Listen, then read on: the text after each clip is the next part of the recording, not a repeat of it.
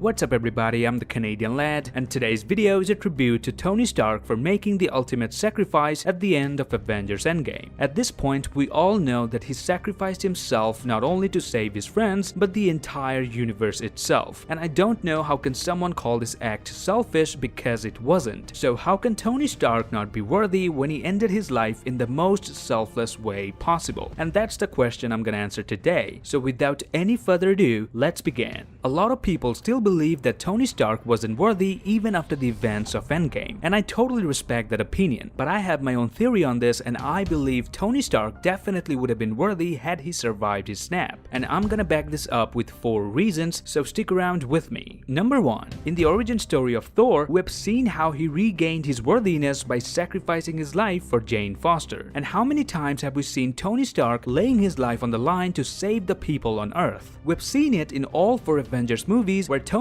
was always ready to sacrifice himself, but it's in Endgame that truly cost him his life. But that doesn't take away anything from the fact that he was ready to die even in Avengers 1. So if making sacrifices is one big requirement to be worthy, then Tony Stark should be on that list as well. Number 2. No one is perfect, not Steve Rogers and not even Thor, so it doesn't make sense that Tony wouldn't be worthy simply for being a human, and more so for having flaws that the people who have seen wield the hammer have themselves. Steve Rogers kept a big secret from Tony, and Thor isn't entirely selfless as well. Thanos won literally because of him. If Thor wasn't this much arrogant and selfish in his vengeance, he could have killed Thanos way earlier, and perhaps he would have even go for the head if he didn't want to confront Thanos. But because he wanted to have a one-on-one conversation, that's how Thanos got more time and eventually could snap his fingers. But this failure didn't make Thor unworthy. Even Fat Thor, who does nothing but sits on his ass all day long, is worthy enough to lift Mjolnir. Then why will the same rules affect Tony differently? Number 3. Tony Stark was able to let go of his ego for one final time in his life, and in those dying moments he didn't even try to say something to Pepper like "I love you Pap" or "forgive me for doing this." Literally nothing. He kept quiet and let others go through their emotions. That's the sign of someone who has let go of their ego. At that point he believed he had nothing more to prove. No more witty jokes or calling names. He accepted his death knowing the world's gonna be a bit safe now. Number 4. So does it mean Tony was always worthy considering the fact that he also tried to sacrifice his life back in Avengers 1? And the answer is no. Tony wasn't even worthy for the most part of Endgame. It's at the end of Endgame where he finally becomes worthy, and the reason I say that is because we saw how Tony reacted upon being asked if he knew where Thanos went. Did he give you any clues?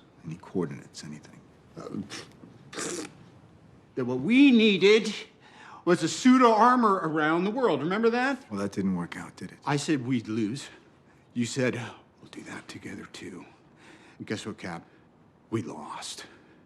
And you weren't there. I got nothing for you, Cap. I got no coordinates, no clues, no strategies, no options, zero, zip, nada. No trust.